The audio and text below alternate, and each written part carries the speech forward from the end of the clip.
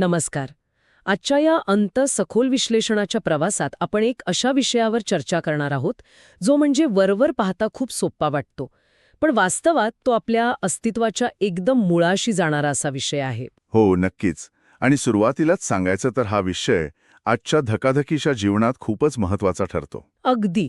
कारण रोजच्या धावपळीत म्हणजे सकाळच्या लोकल ट्रेनच्या गर्दीपासून ते रात्रीच्या ट्रॅफिकपर्यंत आपण इतके अडकलेलो असतो की एक अत्यंत मूलभूत प्रश्न विचारायला आपल्याकडे वेळच नसतो. आणि तो प्रश्न म्हणजे आपण खरोखर जगतोय की फक्त आयुष्य ढकलतोय. हा प्रश्न खूप अचूक आहे आणि याच प्रश्नाचं उत्तर शोधण्याचा आजचा आपला हा प्रवास असणार आहे. हो, आजचा आपला विषय एका अशा साहित्यावर आधारित आहे ज्याने जगभरातील लोकांना आपल्या जीवनशैलीवर थांबून विचार करायला भाग पाडलाय. आपण विश्लेषण करणार आहोत हेक्टर गार्सिया आणि फ्रान्सिस्क मिरालेस यांच्या इकिगाई या जगप्रसिद्ध पुस्तकातील नोंदी आणि संकल्पनांचं. खरं तर हा एक अत्यंत वेधक विषय आहे. या साहित्याची सर्वात जमेची बाजू मला ही वाटते की हे बाजारात मिळणाऱ्या नेहमीच्या त्या सेल्फ हेल्प किंवा मोटिवेशन देणाऱ्या पुस्तकांसारखं नाहीये. हो, म्हणजे यात तसे कोणते मोठे जड सिद्धांत नाहीत. तेच तर. इथे रातोरात श्रीमंत होण्याचा कोणताही फॉर्म्युला दिलेला नाही.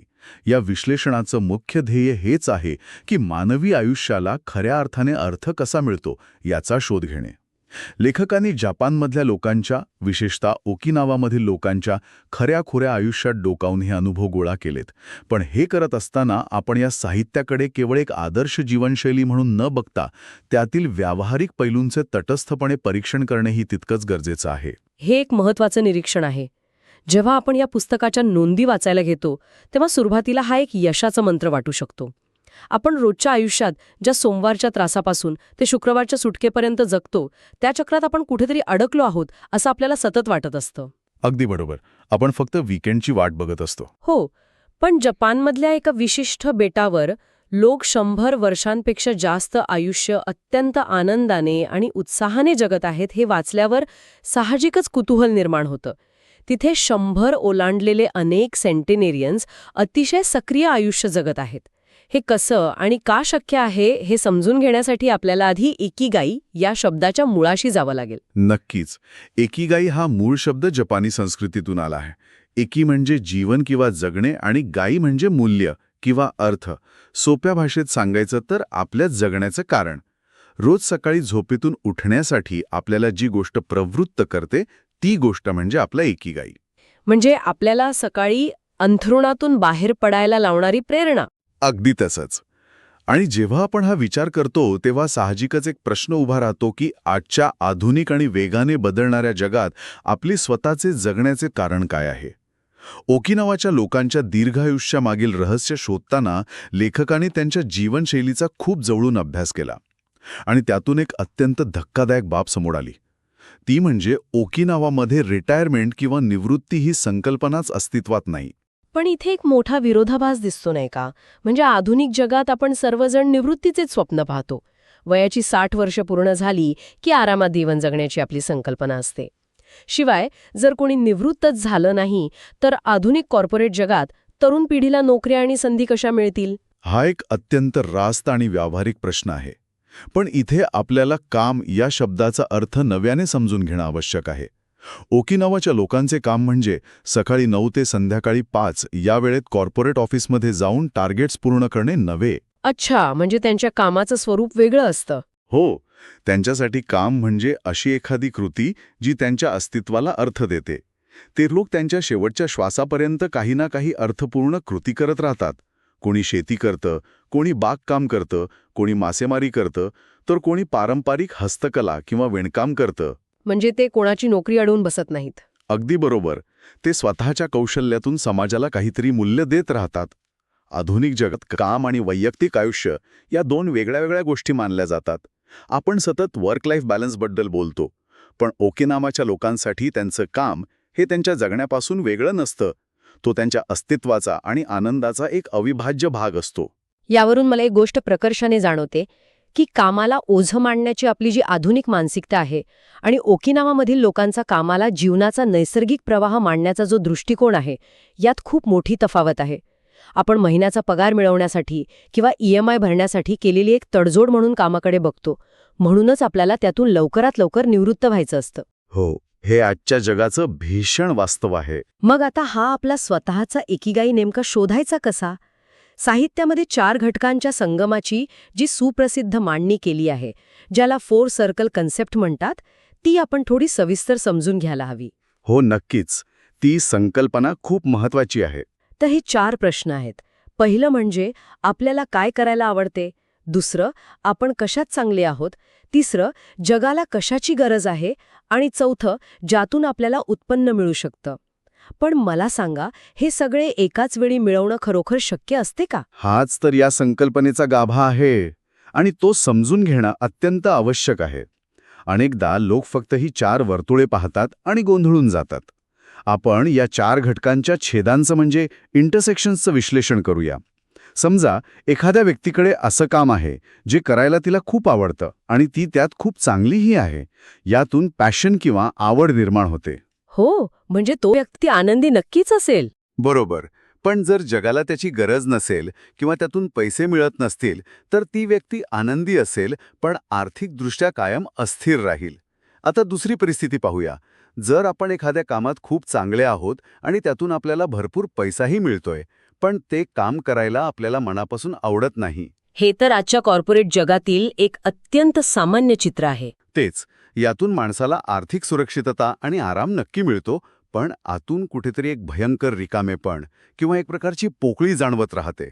हे खूपच वास्तववादी आहे. म्हणजे केवळ भरपूर पगार असणे हा काही आपला इकिगाई होऊ शकत नाही. त्याचप्रमाणे जर आपल्याला एखादी गोष्ट करायला आवडते आणि जगाला त्याची गरजही आहे, म्हणजे उदाहरणादाखल एखादं समाजकार्य, हो, समाजसेवा. पण त्यातून जर उपजीविका चालत नसेल तर ती एक मोहीम बनते. यात खूप समाधान मिळतं, पण आर्थिक चणचण राहते. आणि जर आपण असे काम करत असू ज्याची जगाला गरज आहे आणि त्यातून पैसेही मिळतायत, पण आपल्याला ते काम मनापासून आवडत नाही किंवा आपण त्यात फारसे कुशल नाही, तर तो निव्वळ एक व्यवसाय बनून राहतो. तिथे कायम एक प्रकारची अनिश्चितता आणि तडजोड असते. अगदी अचूक विश्लेषण. म्हणजेच आपला एकिगाई या 4ही गोष्टींच्या नेमक्या मध्यबिंदूवर असणं गरजेचे आहे. आणि इथेच एक अत्यंत महत्त्वाचा मुद्दा दडलेला आहे. बऱ्याचदा या 4 वर्तुळांची संकल्पना वाचल्यावर लोकांना असं वाटतं की आता आपला एकिगाई शोधण्यासाठी अचानक सध्याची नोकरी सोडावी लागेल किंवा पूर्णपणे नवीन करिअर सुरू करावे लागेल. हो, हा गैरसमज खूप जणांचा असतो. पण प्रत्यक्षात तसे नाही. एकिगाई शोधणे म्हणजे नेहमीच बाह्य जगातील गोष्टी बदलणे नसून तो एक आंतरिक बदल किंवा दृष्टिकोनातील बदल असू शकतो. कधीकधी आपण जे काम करत असतो तेच काम सुरू ठेवून त्यामागचे कारण शोधले तर परिस्थिती पूर्णपणे बदलू शकते.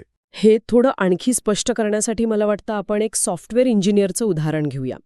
समजा एक व्यक्ती फक्त पगार मिळतो म्हणून दिवसभर कोडिंग करत असेल, तर तो एक अत्यंत कंटाळवाणा आणि ओझ्यासारखा वाटणारा प्रवास होतो. तिथे आराम आहे, पण पोकळीही आहे. हो, तो फक्त दिवस ढकलतोय. पण जर त्याच व्यक्तीने असा विचार केला की मी लिहिलेल्या या कोडमुळे एखाद्या रुग्णालयाची सिस्टम अधिक कार्यक्षम होणार आहे, डॉक्टरांचा वेळ वाचणार आहे आणि पर्यायाने रुग्णांचे प्राण वाचणार आहेत, तर कामाकडे बघण्याचा पूर्ण दृष्टिकोनच बदलतो. काम तेच आहे, पण त्याला आता एक मोठा आणि व्यापक अर्थ मिळाला आहे. अगदी तंतोतंत. तोच तो आंतरिक बदल आहे. काम तेच राहतं, पण त्यामागचा उद्देश सापडला की त्यात मिळणारं समाधान कित्येक पटींनी वाढतं. आता हा आंतरिक दृष्टिकोन जसा महत्त्वाचा आहे, तसाच शारीरिक आणि मानसिक पैलूही तितकाच महत्त्वाचा आहे. नक्कीच. शरीर आणि मन सोबत असल्याशिवाय आपण हे कसं अनुभवणार? बरोबर. जर शरीर आणि मनच साथ देत नसेल तर इकिगाई अनुभवणार कसा? यासाठी आपण पुन्हा ओकिनावाच्या जीवनशैलीकडे वळायला हवे. त्यांच्या जीवनशैलीत काही अतिशय साध्या पण तितक्याच प्रभावी सवयी पाहायला मिळतात. त्यातील एक अत्यंत चर्चेत असलेली सवय म्हणजे अन्नाबाबतचा त्यांचा दृष्टिकोन, ज्याला हाराहाची बू म्हटले जाते. हो, या हाराहाची बूबद्दल मी अनेकदा ऐकलं आहे. याचा अर्थ असा की जेव्हा आपल्याला जाणवेल की आपलं पोट 80% भरलं आहे, तेव्हा आपण जाणीवपूर्वक खाणं थांबवलं पाहिजे.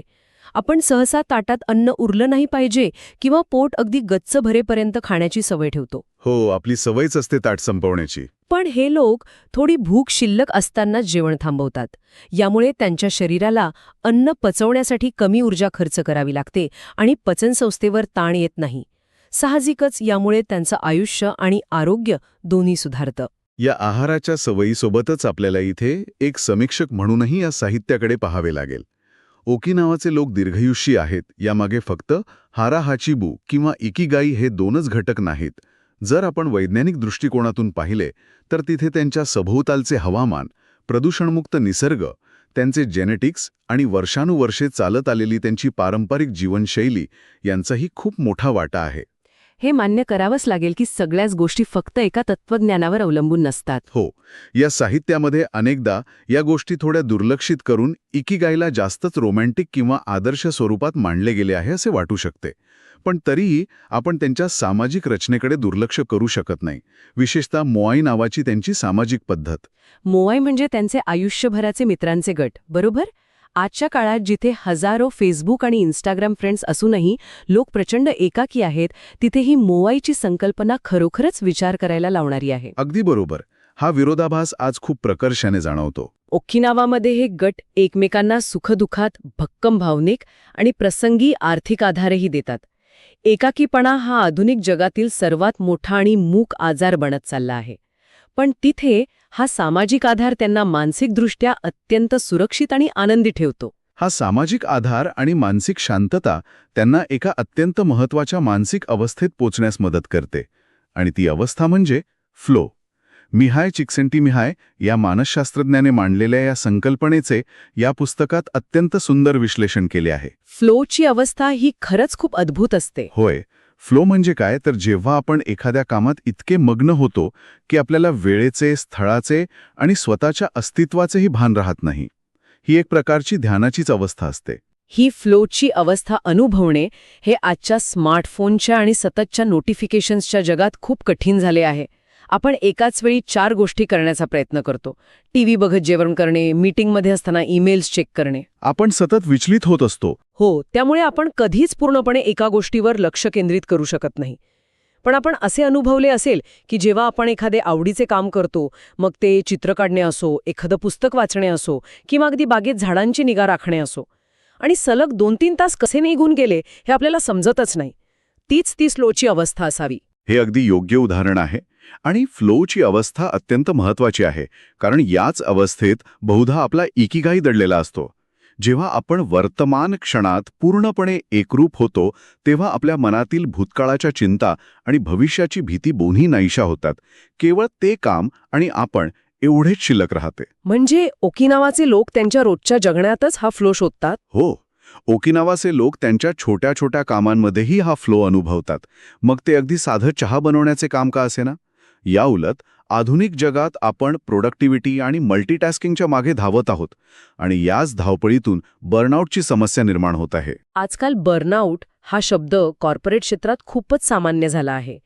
आपल्याला असं वाटतं की बर्नआउट हे केवळ कामाच्या तासांमुळे किंवा शारीरिक श्रमामुळे येतं. पण जेव्हा आपण या इकिगाईच्या तत्त्वज्ञानातून पाहतो तेव्हा असं लक्षात येतं की बर्नआउट हे केवळ जास्त काम केल्यामुळे येत नाही, तर अर्थहीन किंवा ज्यातून काहीही मूल्य निर्माण होत नाही असं काम सलग केल्यामुळे येतं. अगदी अचूक. जेव्हा कामात अर्थ नसतो तेव्हा थकवा लवकर येतो. दररोज नवीन टार्गेट्स, डेडलाईन्स पूर्ण करण्याच्या शर्यतीत आपण जीवनाचा उद्देश कुठेतरी हरवून बसलो आहोत. सोशल मीडियावरील वरवरच्या परिपूर्ण जीवनाची तुलना स्वतःशी करून ती आतली पोकळी आणखीनच वाढत चालली आहे. या पोकळीवर उपाय शोधण्यासाठीच हे पुस्तक आपल्याला एक आरसा दाखवते. या पुस्तकात खूप खोलवर गेलेला वैद्यकीय डेटा किंवा क्लिष्ट वैज्ञानिक संशोधन नसले तरी जगण्याचे साधे, सरळ आणि प्रभावी अनुभव सांगण्याची ताकद यात नक्कीच आहे. यातून मिळणारा सर्वात मोठा निष्कर्ष हाच आहे की आपण आयुष्यात काहीतरी खूप मोठे, भव्य किंवा जग बदलून टाकणारे करण्याच्या शोधात असतो. हो, आपल्याला नेहमी काहीतरी ग्रँड करायचं असतं. पण इकिगाई आपल्याला शिकवतो की मोठे काहीतरी करण्यापेक्षा अर्थपूर्ण काहीतरी करण्यावर आपले लक्ष केंद्रित केले पाहिजे. दररोजच्या छोट्या छोट्या गोष्टींमध्ये, जसे की सकाळचा चहा शांतपणे पिणे, एखाद्याला मदत करणे किंवा आपले काम प्रामाणिकपणे करणे, यातूनही आपल्याला आनंद आणि उद्देश मिळू शकतो. हे समजून घेणं खूप आश्वासक आहे. इकिगाई हा काही असा हरवलेला खजिना नाही की जो अचानक एका दिवशी आपल्याला सापडेल आणि आपले आयुष्य पूर्णपणे बदलेल. तो हळूहळू उलगडत जाणारा एक प्रवास आहे. आपला आजचा इकिगाई वेगळा असू शकतो, 10 वर्षांनी तो बदलू शकतो. हो, तो स्थिर नसतो, तो वयानुसार बदलू शकतो. कदाचित तो आपल्या एखाद्या छंदात दडलेला असेल, कोणाला मदत करण्यात असेल, सतत नवीन काही शिकण्यात असेल किंवा अगदी आपल्या कुटुंबासोबत घालवलेल्या शांत वेळेत असेल, हा कोणताही अंतिम मुक्काम नसून तो एक निरंतर चालणारा प्रवास आहे. आणि म्हणूनच या सखोल विश्लेषणाच्या शेवटी आपण यशाच्या व्याख्याकडे एका नव्या आणि अधिक परिपक्व दृष्टीने पाहायला हवे. आधुनिक समाजाने आपल्यावर बिंबवले आहे की यश म्हणजे फक्त बँकेत असलेली मोठी रक्कम, समाजातील उच्च पद किंवा सतत मिळणारी प्रसिद्धी. ज्याच्या मागे आपण सगळे आंधळेपणाने पळतोय. पण या साहित्यातून हे स्पष्ट होते की खरी यशाची पावती म्हणजे आपल्याला मिळणारे आत्मिक समाधान, रात्री लागणारी शांत झोप आणि दररोज सकाळी उठताना वाटणारा तो नवा उत्साह. जर हे घटक आपल्या आयुष्यात असतील तर आपण खऱ्या अर्थाने यशस्वी आहोत, मग आपण व्यावसायिक पातळीवर कितीही साधे जीवन जगत असू. यशाची ही व्याख्या खरोखरच खूप खोल आणि विचार करायला लावणारी आहे. पैशाने सर्व काही विकत घेता येत नाही आणि आंतरिक शांती तर मुळीच नाही. पण या सगळ्या चर्चेच्या शेवटी एका नवीन अंगाने विचार करणं गरजेचे आहे असं मला वाटतं. आपण ओकिनावाच्या लोकांचं उदाहरण पाहिले, जे शेती करणं, हस्तकला किंवा मासेमारीतून त्यांचा इकिगाई शोधतात. पण आपण सध्या ज्या वेगाने बदलणाऱ्या युगात जगत आहोत तिथे हे कसे लागू पडेल? हा एक अत्यंत दूरदृष्टीचा आणि थोडासा अस्वस्थ करणारा प्रश्न आहे, जो या मूळ साहित्यात थेटपणे मांडलेला नाही, पण आजच्या बदलत्या काळानुसार यातूनच तो पुढे येतो. विचार करूया, भविष्यात जेव्हा आर्टिफिशियल इंटेलिजन्स आणि अत्याधुनिक यंत्रे माणसाची जवळजवळ सर्व प्रकारची कामे करतील, मग ती शेती असो, कारखान्यातील अंगमेहनतीचं काम असो किंवा कोडिंग, लेखन आणि चित्रकलेसारखी बौद्धिक आणि सर्जनशील कामे असो. हो, आता तर AI कलाकृतीही निर्माण करतंय. अगदी. मग तेव्हा या नव्या डिजिटल युगात माणसाला स्वतःचा इकिगाय कसा शोधावा लागेल? जर माणसाचे सर्व काम आणि ओझे यंत्रांनी उचलले आणि समाजाला निव्वळ आरामाचं जीवन मिळाले, तर आपण सकाळी उठणार तरी कशासाठी? जेव्हा आपली उपयुक्तता संपुष्टात येईल तेव्हा काय? आपल्याला स्वतःच्या जगण्याचं नवीन कारण पूर्णपणे शून्यातून निर्माण करावे लागेल? बापरे, हा प्रश्न खरोखरच झोप उडवणार आहे. तंत्रज्ञान आपल्याला शारीरिक आणि बौद्धिक श्रमातून मुक्त करत आहे, पण त्याच वेळी ते आपल्याकडनं आपला इकिगाई हिरावून घेत आहे का, याचा विचार आपण सर्वांनीच करायला हवा. जेव्हा यंत्रे सर्व काही करतील तेव्हा मानवी मनाची सर्जनशीलता आणि आपला सामाजिक संवाद हाच कदाचित आपल्या जगण्याचा एकमेव आधार उरेल. हे एक मोठे वैचारिक आवाहन आपल्या सर्वांसमोर उभे राहणार आहे. नक्कीच. आणि हाच प्रश्न आज आपण अनुत्तरित ठेवून या सखोल विश्लेषणाचा प्रवास इथेच थांबवत आहोत. कृत्रिम बुद्धिमत्तेच्या युगात मानवी अस्तित्वाचा अर्थ काय असेल, याचं उत्तर आपल्यालाच आपल्या येणाऱ्या काळात शोधायचे आहे. हा प्रवास इथेच संपतोय असे नाही, तर एका नवीन वैचारिक प्रवासाची ही सुरुवात आहे. दररोज सकाळी उठताना आपण स्वतःला विचारूया की आजचा दिवस अर्थपूर्ण कसा बनवता येईल. आधुनिक जगाच्या धावपळीतही स्वतःचा इकिगाई शोधत राहूया आणि एक शांत, समाधानी व अर्थपूर्ण आयुष्य जगण्याचा प्रयत्न करूया. आज या सखोल विश्लेषणात सहभागी झाल्याबद्दल सर्वांचे मनपूर्वक धन्यवाद. स्वतःचा शोध घेत रहा.